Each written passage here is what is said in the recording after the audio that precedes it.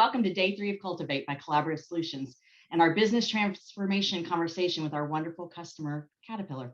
We're excited to spend the next hour with you. We know you could be anywhere else in the world right now, and we are grateful that you chose to spend this time with us. My name is Danielle White. I'm the VP of Global Customer Engagement for Collaborative, and we have a very insightful conversation for you today about Caterpillar's global Workday transformation. Yes, I said global Workday transformation. I think the two things that really take away from this is both the size and breadth of Caterpillar as an organization, but also the global nature of the company and how they were able to achieve so much with their Workday transformation. Now, we have a few things before we get started from a housekeeping perspective. This event is being recorded and will be shared with you via email after this event. Audience, you are on mute. So if you have any questions for the panelists throughout the conversation, please use the Q&A function at the bottom of your screen. You can also use the chat function at the bottom of your screen if you'd like to chat with other attendees during the event. Now, with that and without further ado, please help me welcome our panelists today. I would like to introduce Cheryl Johnson. Thank you, Danielle. It's great having the opportunity to be here with you for this exciting event. Really excited to have an opportunity to share our story.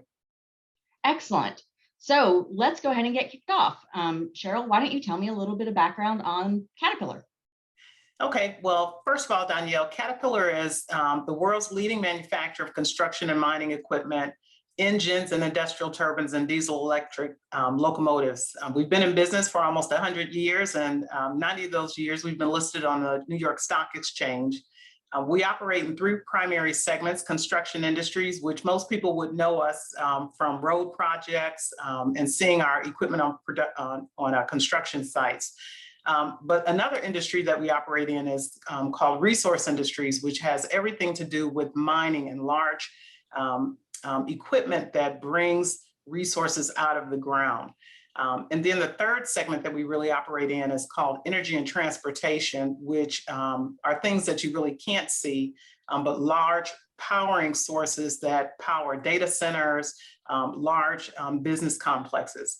We operate under 21 different brands. We have over 97,000 employees. That's actually cresting about 100,000 again right now, that sit in about 150 primary locations. And with our independent dealer network that really sell and service our equipment, we operate in over 200 countries worldwide. 60% of our revenues come from outside of the US. And as you would imagine, then 60% of our employees are also outside of the US. And really as a company, we're for such a large organization, we are a relationship and collaborative culture. And that's really not bound by any international time zone. Our employees are very generous with their time and their resources. And as you can imagine, there's a tremendous amount of pride in our brand. Excellent. I'm really interested to hear more about your transformation story. Thank you. So, well, I'm going to try to keep this really brief, Danielle. So in January 2017, our board of directors appointed a new CEO, Jim Umbleby, and Jim was what we call an inside outsider. So Jim had been with the company at that time for about 35 years, but he had spent the majority of his career in one of our business segments that was not part of what we call Cat Yellow, which is our primary segment of construction products. But he had spent about 6 months of his, the first part of his journey in the CEO, really developing a new enterprise strategy. And that strategy had a significant focus on profitable growth with an emphasis on services. And so while services wasn't new to us as a heavy equipment manufacturer, what was new was the depth of understanding of our customers' businesses and commercial practices that would help us better anticipate the needs and proactively cultivate the solutions that drive value for our customers' business and then ultimately ours. And the important part of that was being able to do that using facts and data. So if you can imagine, you know, a business that grows over 100 years, there's a lot of instinctive responses to things based on people's experiences. And while we used some facts and data, we weren't really as good as we could have been. And so that really became the transformative moment for the business. And to be able to do that, that was going to require some new skills and competencies that we hadn't mastered over time. The CEO was also interested in focusing on operational excellence, which had everything to do with addressing issues, you know, that the business experienced as distractions, inefficiencies, and stale practices. And I like to use a term that really held the organization hostage. instead of freeing it to perform at higher levels. And so I joined Caterpillar during that time in July of 2017, right as they were putting the final touches on the new strategy. And the CEO wanted an HR partner who could, in my mind, he was asking for something fairly simple. He wanted a function that could really move from being fairly bureaucratic, and in mindset. I kind of couched it as we were policy first, process second, people third, and no mention of the business. And that's kind of the way we were operating as a function. And he wanted something that was less bureaucratic, that could provide some thought leadership and support to the business as it delivered the strategy.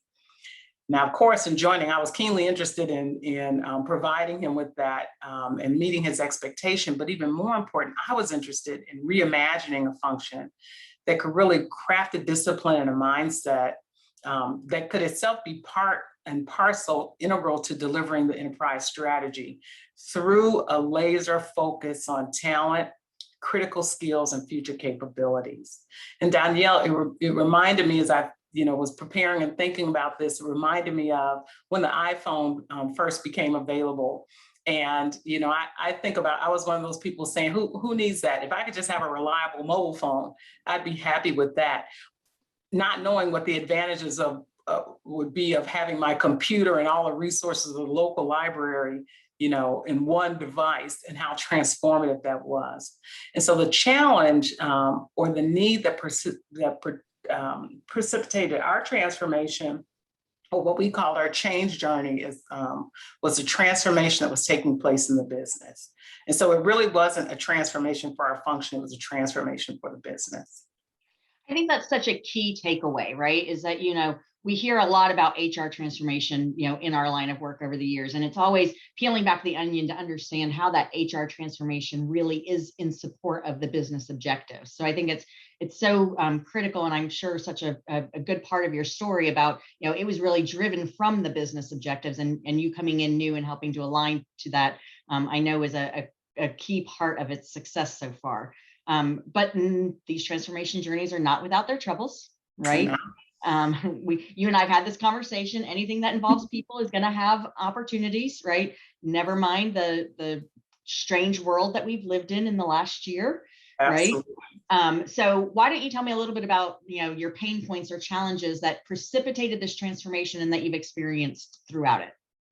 Yeah, so I think the pain points were really the things that the CEO had already defined, right? So, we were difficult to do business with, and what I mean by that is a function we were difficult to do business with because we were focused on the things that we thought were necessary to enable the business, which was, if we can just define enough rules and regulations, if we can just define enough processes, if we can give people a rubric to work from, that they would find their way to success, or the business would find its way to effectiveness. But my experience over the years has taught that it's not that at all. It's really the creativity that you can unleash, in the team, to be able to be responsive and be a reflection of what it is that the business wants to accomplish. And so those were kind of the pain points, and my desire was to take the pain away, and not only take the pain away, but really become an integral part of the solution. And so with that, Danielle, we did a couple of things. And when I say we, there is no one human that does this work alone. But there were really three primary things that took place from there. And the first was really, putting together a team of HR leaders who had a shared vision for creating a function that could be integral to delivering the business's strategy. And in that team, I was very select, or I'd say I tried to be very thoughtful of, how we constructed that. So we went with 50% insiders, if you would. So business leaders, people who were respected in the business, who understood how the enterprise worked. You can't have an organization for 100 years and, parachute in and think that you can construct change without having a good fundamental understanding of how it operates and without violating it. there's a culture in place, there's a business in place, and it existed for a long time before you got there, right? And there are elements of success that were there that you always have to be careful not to violate. So in constructing that team, we took half a team of people who understood that business, and then we took half, went out and found the other half of the team of people from respected brands, people who really had a keen understanding of strategic talent philosophies and practices.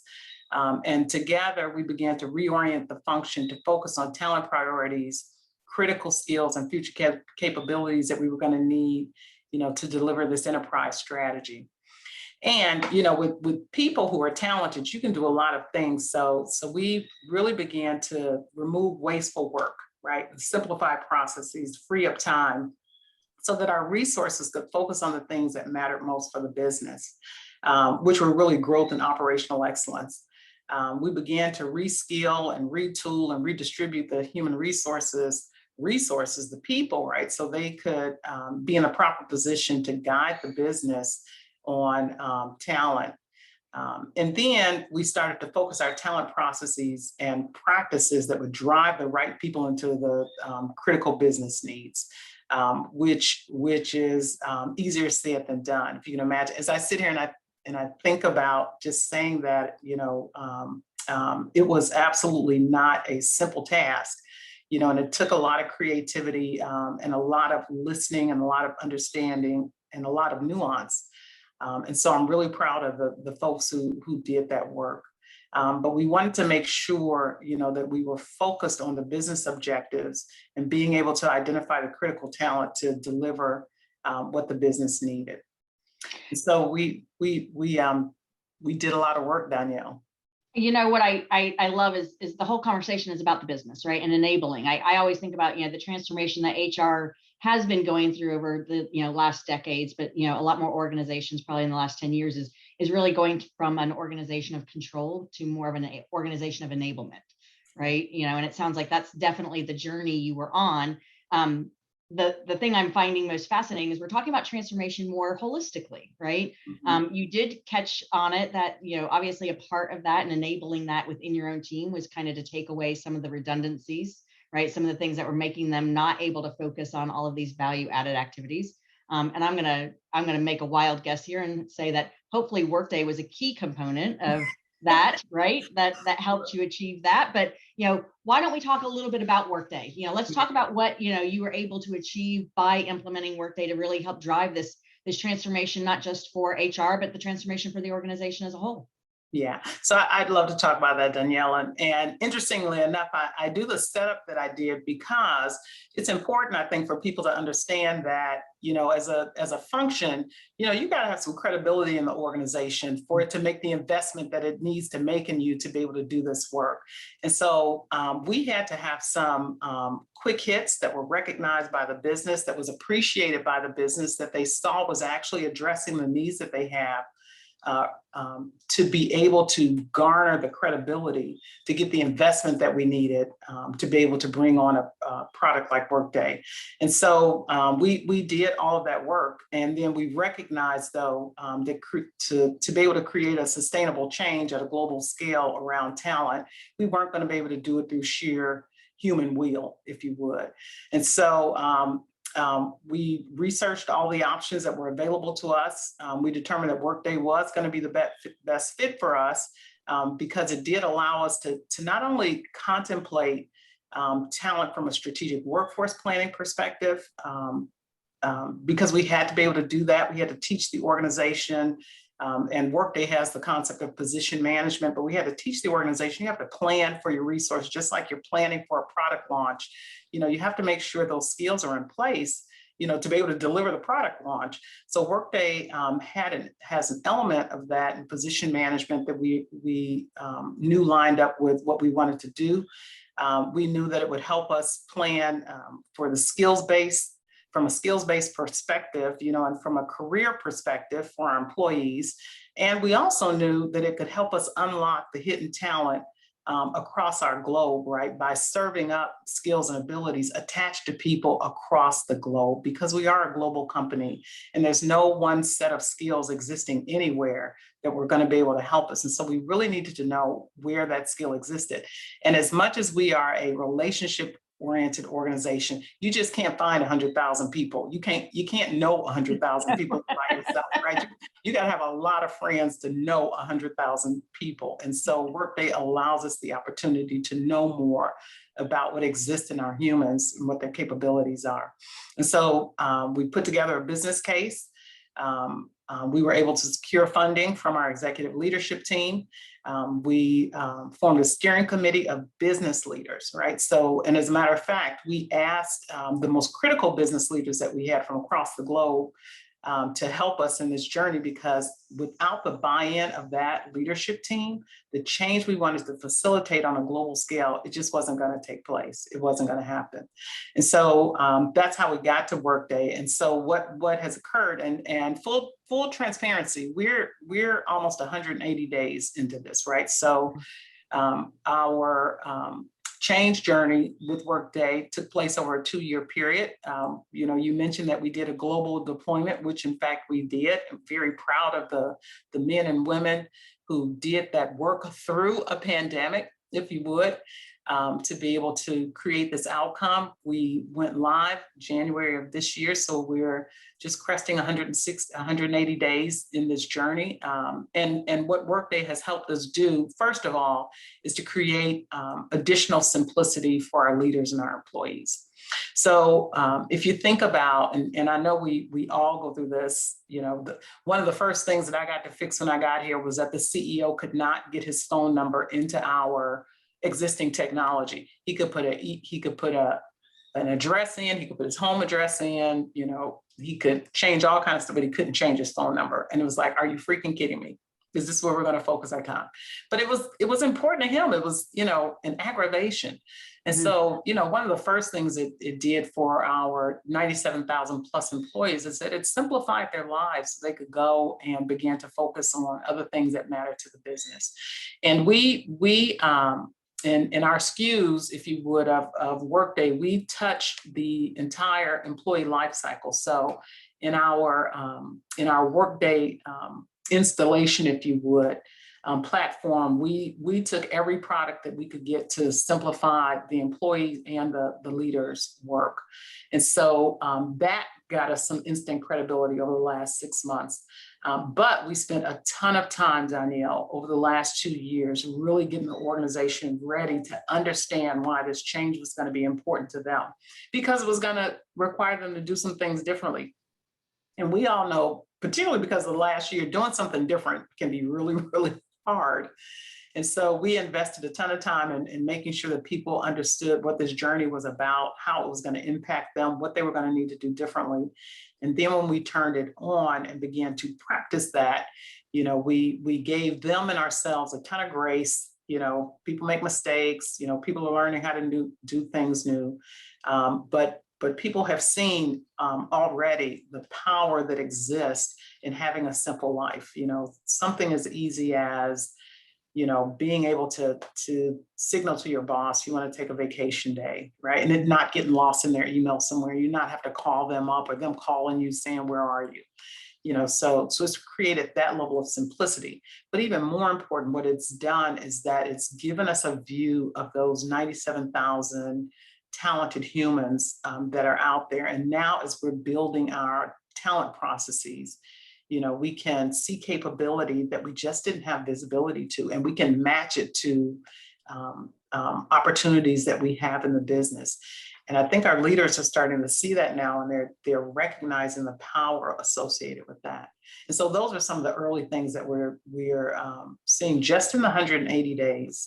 And I'm so excited about what I believe will come later as a result of that. It's I think that grace is so critical, in that first, to your point, the 180-day journey, right? As you're getting through stabilization, getting everybody used to the system. It's such a user intuitive system that really being able to, let everybody jump in and learn it on their own is such a great component. You also struck me with talking about the global component. I think about, Caterpillar sounding a little bit like a microcosm of, we're now understanding how interconnected everything is, right? And now you have the ability to see how interconnected everybody is. I would imagine now you can see I have talent that I didn't know I had, and it sits somewhere else in the world, but now we can leverage it. Absolutely. And if you think about, well, so yes, and to the point of, our journey started with how do we deliver the skills that the business needs to, to commercialize more effectively using facts and data. It's Mhm. no about now being able to use facts and data around people around the globe is really important. And so our global deployment was absolutely necessary. You said earlier you'd be interested in understanding why we did that. So so spirit of full transparency, it took a little bit of crazy, right? You had to be crazy enough to want to live on the edge, or old enough to know if you got fired, you could collect Social Security or something, right? Write a book. But it was an absolute necessity for us. I mean, it's Caterpillar, as global as we are, 51% of our managers, don't have teammates resident with them, right? And that's, counting the production workforce, right? So, we have leaders who lead people who sit all around the world, so if you can imagine, trying to, have technology that only services, a quarter of your team, that was just a non-starter for us. There was no way to be able to govern that way and to lead that way. And so, having a global deployment was absolutely necessary for us. And we made the commitment up front with those executives, that was going to be, one of the critical factors that we had to keep our eye on, not just from a technology perspective, but mostly around a change perspective. The technology change was the smallest part of the work, if you would imagine. There was a lot of spreadsheets out there we had to go find, and get people to stop using spreadsheets and figure out what the spreadsheets were doing for them. But even more important, getting the people to understand what it was that we wanted to do different, how we wanted to work in a different way, and how they were going to be an integral part of that. And so our global journey, was really precipitated there, and just a necessity. So when you have to do what you have to do, you just have to do it. Well, and I think that that's a great, story to tell, right? As we look at the global nature of organizations today, we see so frequently that managers are managing or leading people who don't reside with them, and may not reside with them in country, might reside with them across the world. And I think the trends we're seeing in, as we move to more remote work, and they're talking about the globalization of us being able to recruit the right resources at the right time for the right roles, right? It's just something that's going to continue to grow in this environment. And you sounds like you guys have set yourself up for success for that kind of a growth environment itself. Yeah. So we are excited about that. We do believe that, Danielle. I would love to say that, we had this massive foresight ahead of last year, but last year taught us, how necessary it was to move, and to move faster even than we thought that we should, out of necessity. And so, I would encourage anyone who's contemplating this, to think about, how does it set their business up for success in the future, for future capability. The world is such a big place, and there's so much skill that exists in so many different places. And it's not good enough anymore to just know the people who sit to the left of you and to the right of you, or the people who are on the floor above you, or the people you can run into in the cafeteria, or the people you can even get on a plane, and fly for an hour and be in Denver, and meet. That's not good enough anymore. And Right. so, in preparing for what the business needs to be able to deliver services growth in the way, that the business needs, using facts and data, is really important. And I think the facts and data is an interesting perspective, because I want to talk a little bit about something you pulled out too, is employee experience, right? The employee experience is obviously top of mind in most CHROs today, right? We know that from a global perspective, it's obviously means meeting people where they are, right? You actually, in a prior conversation, gave me an interesting perspective, because we talked a bit about the generational differences of our workforce and how we meet that. And I'd love for you to share the kind of what I thought was surprising about the generations across your workforce. But tell me how you've looked at employee experience through the lens of this transformation. Yeah. We've looked at a lot of different ways. And again, first starting with, the very first thing that we all come to work to contribute. Most people who go to a company, they go because they believe in the purpose of the company. They want to see it be successful. They want to have some kind of meaningful contribution to that. And they, and the things that you can do as an employer to ensure that things can be in their best position for them to do that. We wanted things to be simple for them. We wanted to make their lives easier, as they bring their talents and their gifts to us. We wanted to repay that with making it easier for them to be employed by us, if you can imagine that. One of the other things that I think Workday is going to help us with, we are standing on the precipice now. Before the month is over, we are taking on a new SKU, if you would, of Workday called Vibe. Values, valuing inclusion, belonging, and equity. And it's really about us learning insights about our diversity. So the intersectionality, the diversity in our workforce, and what we can learn about them to make them feel that they belong. That we can understand what makes them feel like they need to run away from us, when it becomes retention issues, to help us understand what they need to be effective and productive. And so it's tools, if you would, like that, that become very important to us and useful to us, again, in service to us being able to cultivate that capability, to hold on to that capability to deliver what it is that the business needs.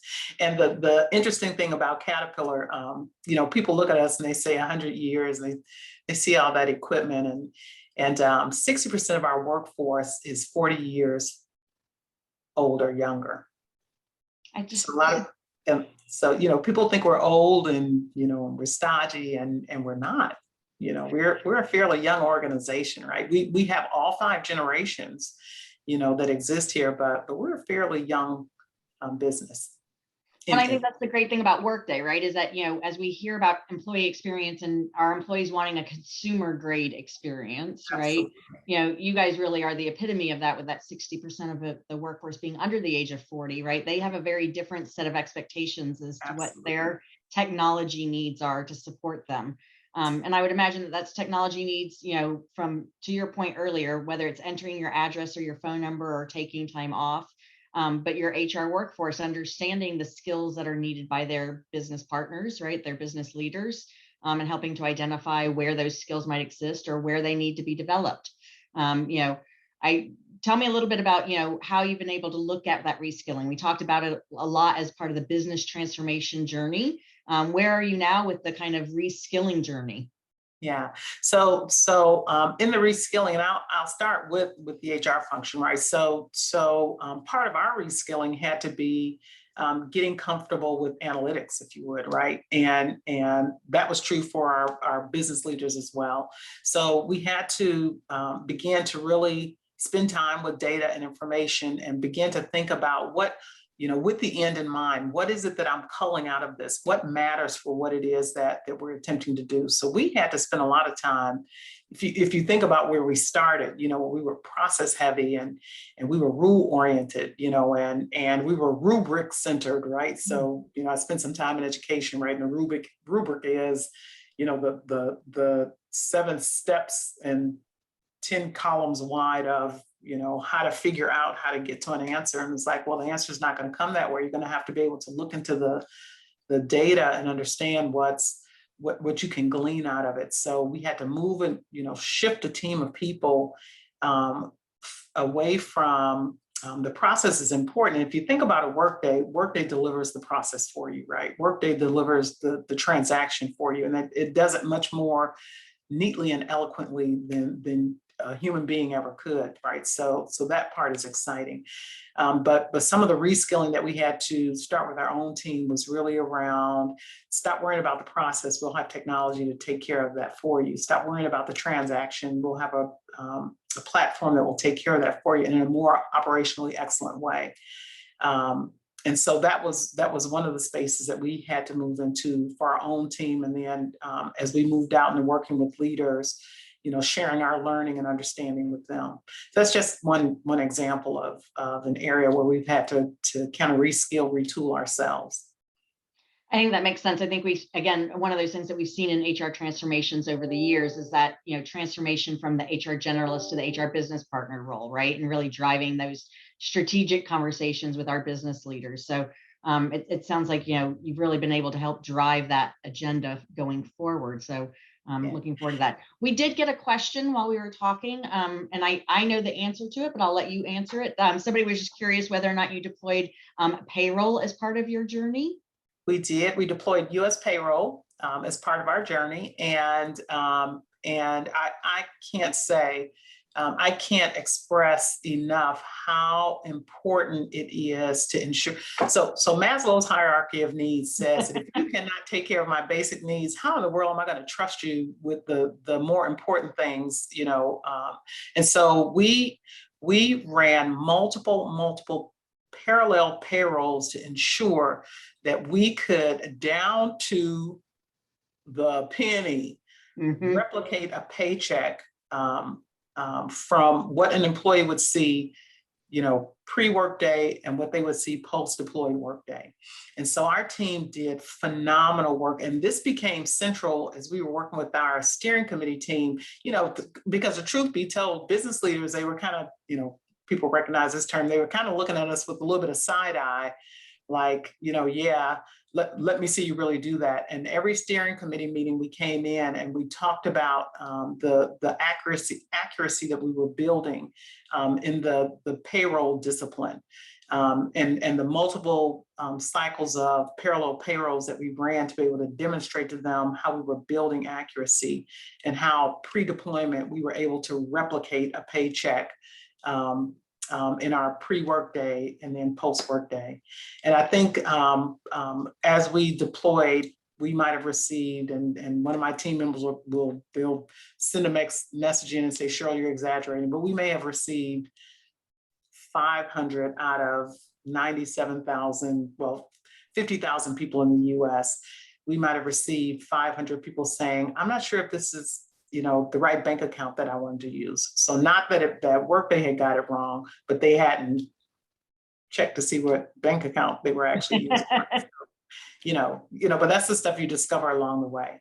But payroll is absolutely fundamental to being respectful of your employees, right? They work hard and they deserve to receive, what we've committed to providing to them. And so that is an absolutely integral part of our life cycle, right? That we include in Workday.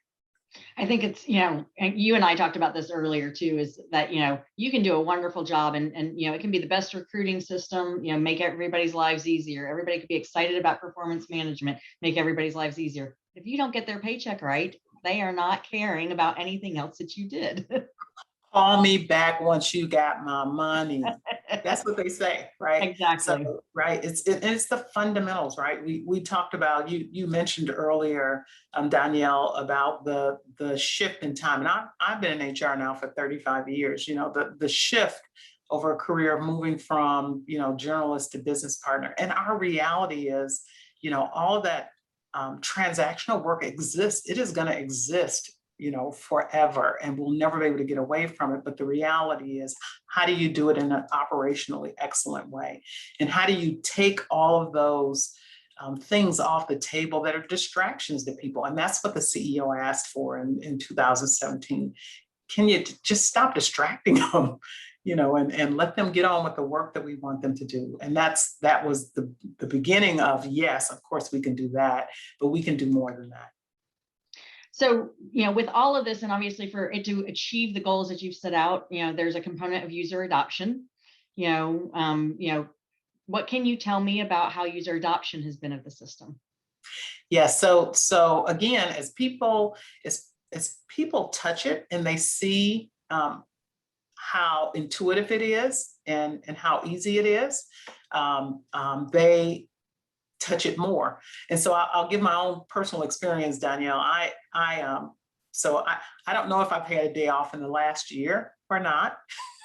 Honestly, I'm trying to think if I had a day off. But I decided I wanted to just try it. I'm going to do everything that everyone else is going to do, because I want to see how simple it really is. So I decided I was going to put in, I want to take a half a day off. So I tried the search bar first, couldn't get it. So I went to the little chat bot and I said, I'd like to take a day off, want to take a day off.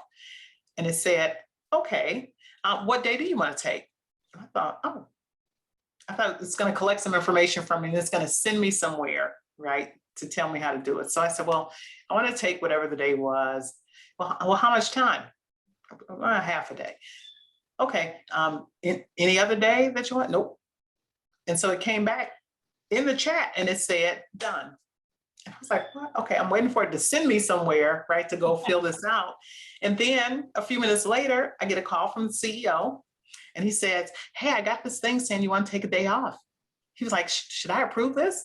I'm like, you don't want me to take a day off, and it's only a half a day, right? So I got really tickled because I'm thinking, now this would have been that phone call or an email with him then whenever he found a minute to respond to the email, but he picked it up on his app on his phone once he was busy. He saw it, he called me and he was like, oh, should I approve this? I was like, please, I'd like to take, because I can't remember when I had a day off. Now for a half a day. And so that level of intuitiveness, right? And so as we have more people touching it, we are seeing those kinds of experiences. The other thing that we've done is that we've started talking to people about their internal resume and how important it is that if they want to be found, or if they want to be known in this collaborative culture, that having their talent card populated with their experiences, what they've done. We know what your job history looks like, but what have you done that I can't call every 100,000 people and say, tell me about yourself and meet me in a cafeteria and we can talk about it. And so we're seeing people get really excited and jazzed up about sharing their experiences, because while there was a way to do it before, there was no way to make it obvious to a group of leaders and then attach themselves by proxy to these are things I'm interested in, have jobs come to them, that match their experience. So again, 180 days in, people are finding that to be very compelling. Those who are highly career motivated are running out there faster than others. And as we know, there's some people who live on the bleeding edge. There's some who come running later when they hear from their friends, hey, this opportunity popped up for me. And they'll go, wait, what? How'd that happen? Right. So I think we're seeing great adoption for, 180 days in. And like I said, the CEO's using it. He called me at the beginning of the week and he saw a transaction. And this was him, he's going to gig me just a little bit. There was a transaction in his mailbox and it was for a job change. Well, the leader, who wanted to, create this job change, had called him because it's still a conversation that has to take place. Mm-hmm. Workday is not a replacement for here's what I'm doing with my business. I want you to understand it. And so the CEO kept saying, yeah, I know you all want to promote this guy. And I'm looking at the transaction. I said, Jim, that's not a promotion. So go back and read it. So then he puts me on screen with them, right? And we're reading it together. And I said, so look at what it says. It says we're changing the chair up under the human, right? Because we've been talking about, with position management, but we have to orient ourselves around what are the chairs that we have available for the talent, because this is about workforce planning as well. And I said, so Jim, look at the chair. I said, we're moving we're changing the chair up under him, not promoting him. And he was like, oh, okay, I get it. So, and once you have the CEO using it, right, he's starting to ask people questions. Everybody go, oh, I should probably go do that. I remember one of my first customers actually, one of the first things they asked us to do was to build a specific report for the CEO so that he could see when his directs logged in, because he was going to drive culture change from the top. And so he would check every day to see if his directs had logged into the system so that he could say, so I saw you were in Workday yesterday. I saw you weren't. Right. So yeah, absolutely. Well, culture, right. So your culture matters. So, yep. So our CEO has been promoting from the beginning, right? And so he when we would have teams in working on the implementation, he would come down and speak to the team for 15 or 20 minutes about why this is important to our business. In his quarterly meetings, he would talk frequently about Workday and why it's going to be important to us and how it's going to help us, as well as all of the leaders who have been instrumental in our steering committee. You know, they've been out talking to their organizations, and we were very strategic in picking those leaders so that they covered every aspect of our business, and these are key executives, right? So not general managers, these were the key executives that run our business. You know, so as they talked to their teams about why this was going to be important and how it was going to help us, you know, it wasn't the HR function talking about it. It was the business talking about it, and the CEO has stood at the forefront of that. He hadn't asked for any reports or anything, but when we're in meetings, when we're in his staff meetings, you know, he'll make a comment about Workday, or one of the other business leaders will make a comment about how simple it was for them to go in and perform a transaction. When people hear that, they want to go, right? Because people follow the leader, you know, and they most expressly follow their own leader, you know. So as we you know, get this to soak into the organization, I'm fully confident, you know, that people will run to it because it will simplify their work. And I'm old enough to know that it takes multiple cycles of learning as well, right? It takes about, you know, my experience at least has told me it takes about 3 cycles of going through something, you know, before people recognize, first of all, you were talking to them. You know, oh, were you talking to me? Yep, I was talking to you. Third time I've said it. But even more important, that it actually, you know, they're reorienting their habits, you know, and their patterns, and that they will reorient around it. So, you know, that's just living long enough to know that that does occur. So. Yeah, Cheryl, I don't know what people are going to be more jealous of, your description of people experience in Workday or the great leadership buy-in that you had on this project. It definitely sounds like a great environment. We did get another question. You know, one of the ones, obviously very tactical, people are curious about your deployment, but were you able to hire during your Big Bang go live? We were, absolutely. Not only, well, so I'll tell you that we were in a hiring growth spurt in January. So if you can totally imagine, right, we are cutting on new technology, right? But we have been working to prepare our recruiters because we understood that right, working with the business, this was coming. So we were absolutely able to recruit. So full transparency, because I don't want anybody to call me back later on and be texting me on LinkedIn saying, Cheryl, that wasn't true. You know, we had a misstep. We did not connect for our candidates the fact that we were moving to Workday. And so we had a stutter step because we should have done a bigger campaign, if you would, in talking to our candidates saying, hey, go get that link and reconnect it over here, because we're going to be over here tomorrow as opposed to the place that you were yesterday. And so we had a stutter step and we had to do some corrections to go and fix that. And our recruiters are learning new tactics, like, you know, if there's someone who worked for us before, you know, you have to go get their old record and pull it into the system, right? So that the employee can start off with a positive experience, because we have some information about them already and we don't need them to rekey, if you would, all of that information. So we have absolutely been able to continue our recruiting. And again, we were in a recruiting spurt, you know, for the first 90 days of the year. But yeah. Excellent. Excellent. The other question we got is, was there any downtime in your operations? None. Now, in order to do that, people were working. I won't use the term I usually use in my own team. People were working really hard. So we had no downtime. We went from the system that we were on to Workday. It was funny. I was talking to I was talking to an old colleague of mine that we worked together in the old PeopleSoft days, and we were talking about our last upgrade of PeopleSoft and how, we had to take the system down at midnight on a Friday night, and it was down for 48 hours, while we did all the rebooting of the servers and everything like that. And so I think that's such an incredible story and such a positive way for us to actually end, because I can't believe we've been together almost an hour already. Oh, wow. I know, Yeah. but I think that's so powerful. You were able to recruit during an upswing. You didn't have to take any of your teams down, right? Yeah. Everything went smoothly. And Cheryl, I'm going to let you say if you have any closing words, but I mean, this has been a fabulous story for you to share with me and with all of our audience. Thank you, Danielle. And so the closing comments, right? So nothing's ever as smooth as it sounds. There are hiccups all over the place, and the thing that you have to have, my recommendation to people is that you just have to have resolve, that's going to get it done. You can't panic, because things are always going to go wrong.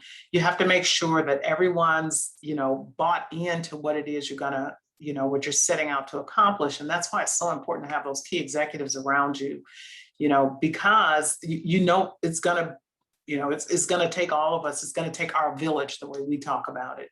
And when you talk about the transition in systems, Workday is a cloud solution, right? So we were going from our own mainframe type of systems to a cloud, so that probably made it easier to do that, Danielle, but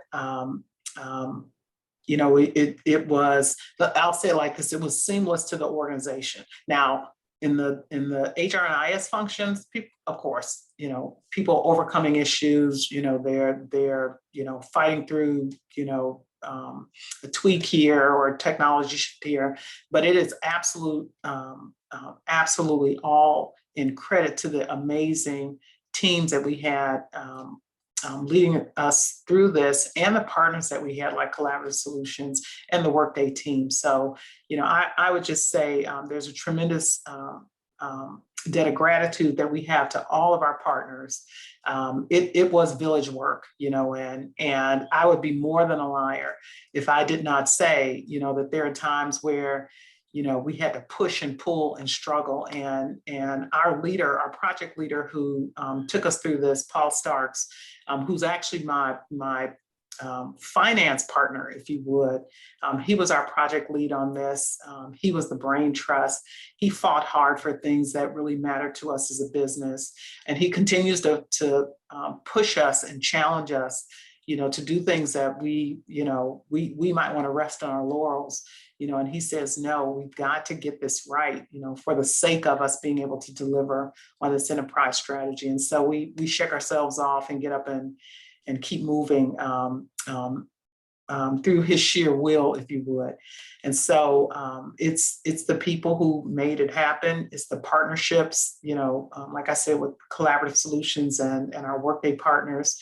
And it has just been a privilege, if you would, as a leader, to have this as part of my own experience. So I just say thank you, everyone. I challenge everyone, go for it. I mean, if you're close enough to you're going to get fired, you might as well get fired doing something that's really going to make a difference for them. Well, I for one, Cheryl, say that if that ever happened, or if you choose to retire and you write a book, please let me know, because I definitely want to read the book. That's where I'm going to end it. All right, for our audience, I just want to let you know again that this session was recorded, and we will share it with you via email. Please complete your survey at the end of the session. And if you would like to participate in any of our Meet the Experts during our programs, and one-on-one with a Workday expert on a variety of topics, or maybe dig deeper into something that you're facing right now, or something you learned about today on our call, please see the link in our chat to book your meeting. With that, thank you very much, Cheryl. Thank you, Danielle. Thank you, guys.